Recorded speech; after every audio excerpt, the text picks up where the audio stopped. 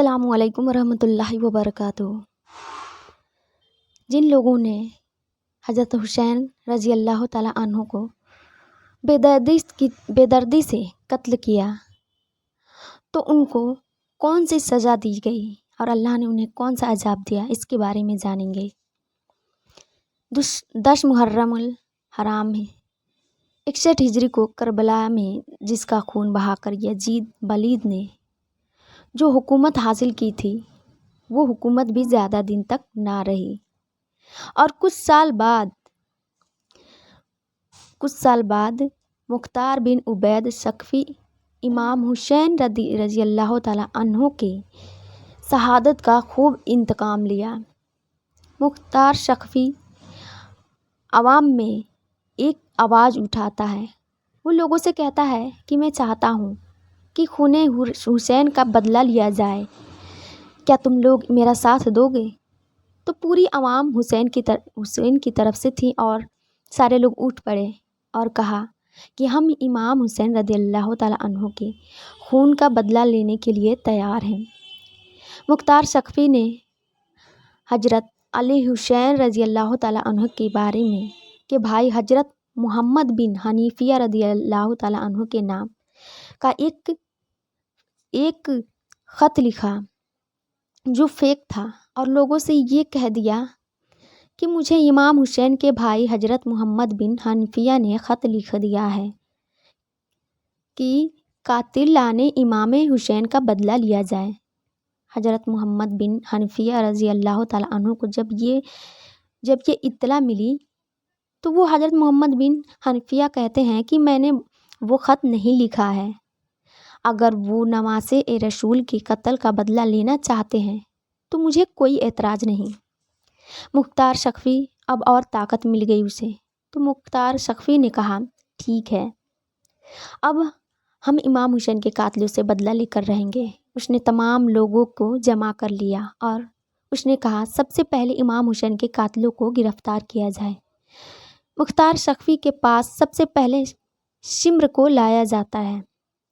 جب کہ شمر گرفتار کر کے لایا گیا تو مختار ثقفی کہتے ہیں کہ بتا شمر تیرا کیا حال کیا جائے، اور کہا کہ تو ہی تو ہے جس نے امام حسین کو قتل کرنے کے لیے طرح طرح کی سازشیں رچی تھی۔ اتنا سنتے ہی شمر کانپنے لگا۔ مختار ثقفی نے کہا کہ سنا گیا ہے کہ امام حسین کے سر کو تن سے جدا کرنے والا تو ہی ہے، اس لیے تیری گردن ضرور کاٹی جائے گی۔ مختار ثقفی نے کہا جلادو، سب سے پہلے اس کی دونوں آنکھیں پھوڑ دو اور اس کی زبان کاٹ ڈالو اور جسم کے ایک ایک حصہ کاٹ کر اسے تڑپا تڑپا کر مارو۔ پھر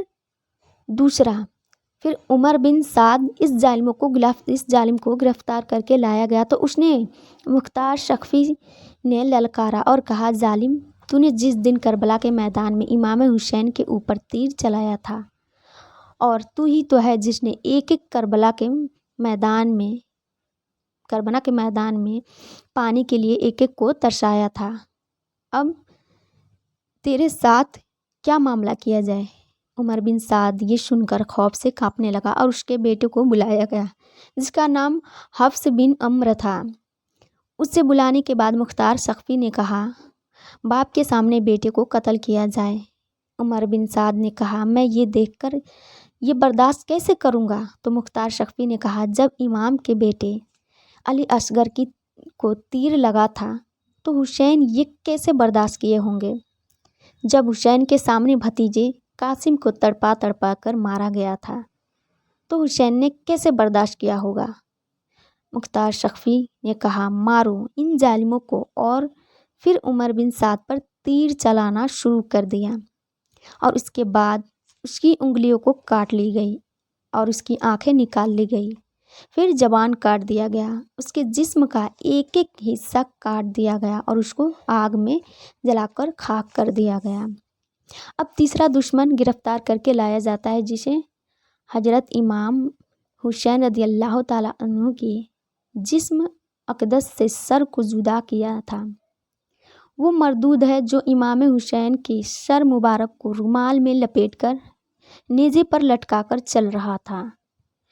مختار سقفی نے حکم دیا کہ اسے اس طرح ہی سزا دیا جائے کہ دنیا یاد رکھے، اور اس کے ہاتھ پیر ایک ایک حصے کو الگ کر دیا گیا، اس کی زبان کاٹ دی گئی، پھر اس کی گردن کاٹی گئی اور اس طرح سے اس کو سزا دی گئی۔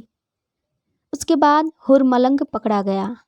ہرملنگ یہ وہی ہے کہ جس نے علی اصغر کے حلق پر تیر چلایا۔ مختار سقفی نے کہا اس کے ہاتھ پیر کو باندھ دیا جائے اور اس کے منہ کو اوپر اٹھاؤ اور اس کی گردن میں اتنی تیر مارو کہ تیروں سے اس کی گردن چھلنی ہو جائے۔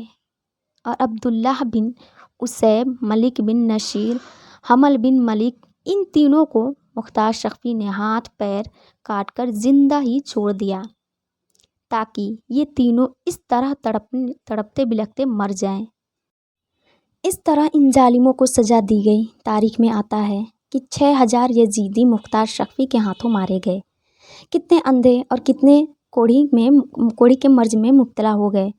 کچھ یزیدیوں کے آنکھوں میں گرم سلائی پھیر دی گئی اور کچھ کو زندہ جلایا گیا، اور کچھ لوگوں کے منہ خنزیر کے جیسے ہو گئے، اور کچھ تو ایسے ہی پانی پیتے لیکن ان کی پیاس نہیں بجھتی اور پانی پیتے پیتے وہ تڑپ تڑپ کر مر گئے۔ اس طرح امام حسین رضی اللہ تعالیٰ عنہ کے قاتلوں کو سزا ملتی ہے۔ اور جیسا کہ رب نے فرمایا کہ میں نے 1,40,000 کو ماروں گا، تو اس نے اپنا وعدہ پورا کیا۔ یہاں پر ایک سوال اٹھتا ہے کہ حضرت امام حسین رضی اللہ تعالیٰ عنہ سے جنگ کو 22,000 کا لشکر ہی گیا تھا، تو 1,40,000 کیوں مارے گئے؟ اس کا جواب یہ ہے کہ جیسا کہ حدیث پاک میں ہے کہ جو شخص گناہ میں شامل نہ ہو لیکن اسے اچھا سمجھتا ہو تو وہ بھی اسی کے نسل سے ہے، تو اللہ تعالیٰ نے ان سب کو طرح طرح کے مصیبتوں میں ڈال کر ہلاک کر دیا۔ اس ویڈیو کو دوسروں تک ضرور شیئر کریں۔ السلام علیکم ورحمۃ اللہ وبرکاتہ۔